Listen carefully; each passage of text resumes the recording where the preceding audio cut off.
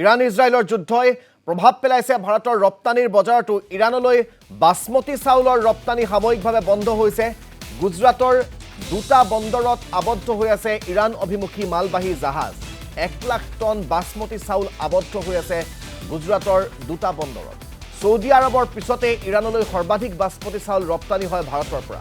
Iraq সংযুক্ত আৰব আমিৰশ্বাহীলৈও হয় ভাৰতৰ বাসমতি চাউলৰ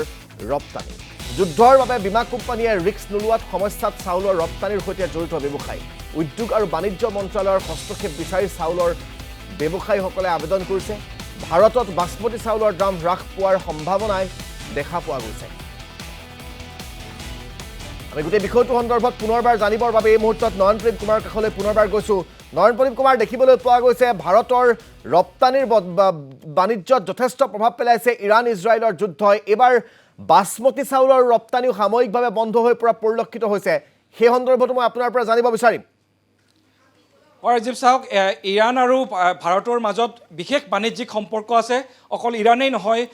মধ্যপ্ৰাচ্যৰ যিবোৰ দেশ আছে দেশসমূহৰ সৈতে ভাৰতৰ বিশেষ বাণিজ্যিক সম্পৰ্ক আছে আৰু এই যি যুদ্ধৰ পৰিৱেশ এই যুদ্ধৰ পৰিৱেশৰ বাবে এই যি বাণিজ্য ৰপ্তানি বাণিজ্য বা আমদানি বাণিজ্যত বিশেষভাৱে এতিয়ালৈকে প্ৰভাৱিত হোৱা নাই কিন্তু ৰপ্তানি বাণিজ্যৰ ক্ষেত্ৰত কিন্তু বিশেষভাৱে প্ৰভাৱিত হৈছে ৰপ্তানি বাণিজ্য বিশেষকৈ আমি অলপ আগত মই চাহৰ কথা উল্লেখ কৰি আছিলোঁ যে চাহৰ ৰপ্তানি বাণিজ্যত ব্যাঘাত জন্মিছে আৰু এই ক্ষেত্ৰত বাসমতি চাউল বিশেষভাৱে মই বাসমতি চাউলৰ কথা আমি উল্লেখ কৰিব বিচাৰিছোঁ যে ইৰাণলৈ ভাৰতৰ পৰা বিশেষভাৱে বাসমতি চাউলৰ ৰপ্তানি কৰা হয় আৰু এই যি ৰপ্তানি বাণিজ্য যুদ্ধৰ ফলত ক্ষতিগ্ৰস্ত হৈছে আৰু গুজৰাটৰ দুটা বন্দৰ আছে এই বন্দৰ দুটাত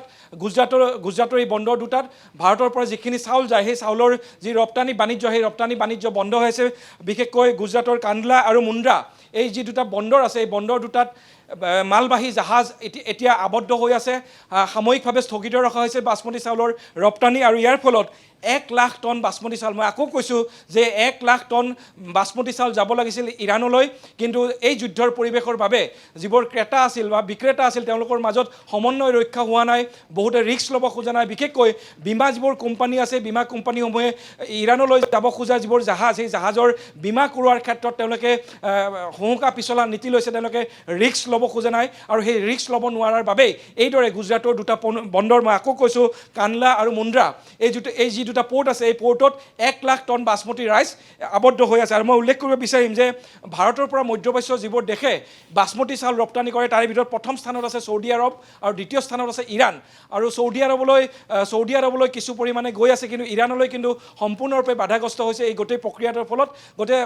ব্যৱসায়ীসকল যথেষ্ট তেওঁলোকে ক্ষতিগ্ৰস্ত হৈছে আৰু তেওঁলোকে এপেডাৰ জৰিয়তে আমাৰ ভাৰতৰ যি এপেডা নামৰ যিটো সংস্থা আছে agricultural and process food products export development যিটো এজেঞ্চি আছে এপেডা বুলি যাক কোৱা হয় সেই এপেডাৰ জৰিয়তে ভাৰতৰ যিবোৰ চাউল ৰপ্তানিৰ সৈতে জড়িত যিবোৰ বণিক আছে বা ব্যৱসায়ী আছে তেওঁলোকে এপেডাৰ জৰিয়তে চৰকাৰক আহ্বান জনাইছে কেন্দ্ৰীয় উদ্যোগ আৰু বাণিজ্য মন্ত্ৰালয়ক যে এই ক্ষেত্ৰত চৰকাৰে বিশেষভাৱে ব্যৱস্থা গ্ৰহণ কৰিব লাগে বিশেষকৈ এটা ছেফ কৰিডৰ এটা সৃষ্টি কৰিব লাগে আৰু যাতে চাউলখিনি পঠিয়াব পাৰে আৰু যদি কিবা কাৰণত চাউল পঠিয়াব নোৱাৰে তেতিয়াহ'লে সেই ব্যৱসায়ীসকলক এককালীন সাহায্য দিব লাগে আৰু যিটো ৰিস্ক কাভাৰেজ আছে বীমাৰ যিটো ৰিস্ক কাভাৰেজ বুলি কোৱা হয় সেই ৰিস্ক কাভাৰেজ চৰকাৰে বহন কৰিব লাগে ব্যৱসায়ীসকলক সহায় কৰিব লাগে আৰু এই লৈ অহা 30 জুনত উদ্যোগ মন্ত্ৰী পীযুষ গোয়েলৰ সৈতে এখন বৈঠকৰ আয়োজন কৰা হৈছে তাতে স্পষ্ট হ'ব যে এই বিষয়টোৱে কি পৰ্যায় পায়গৈ ব্যৱসায়ীসকলে চাউলৰ ৰপ্তানিৰ সৈতে যিসকল ব্যৱসায়ী জড়িত হৈছে তেওঁলোকে দাবী কৰিছে চৰকাৰক তেওঁলোকে সাহায্য দাবী কৰিছে আৰু এটা তেওঁলোকে নিৰাপদ ৰুট এটা তেওঁলোকে বিচাৰিছে যাতে চাউলখিনি তেওঁলোকে সঠিকভাৱে তেওঁলোকে তালৈকে লৈ যাব পাৰে কাৰণ যেতিয়ালৈকে এই বন্দৰত চাউলখিনি আবদ্ধ হৈ থাকিব তেতিয়ালৈকে কিন্তু চাউলখিনি লাহে লাহে নষ্ট হৈ যাব আৰু 1 লাখ টন বাসমতি চাউল নষ্ট হৈ যোৱা মানে বহুত কোটি টকা লোকচান হ'ব গতিকে সামগ্ৰিকভাৱে ভাৰতৰ যি মুঠ বাণিজ্যৰ যি 20% চাউল এই মুহূৰ্তত আবদ্ধ হৈ আছে গুজৰাটৰ এই দুটা বন্দৰত গতিকে স্বাভাৱিকভাৱে যিসকল ব্যৱসায়ী আছে ব্যৱসায়ীসকল যথেষ্ট চিন্তিত হোৱা পৰিলক্ষিত হৈছে ধন্যবাদ জ্ঞাপন কৰিছোঁ আপোনাক এই মুহূৰ্তত নয়নপ্ৰীম কুমাৰ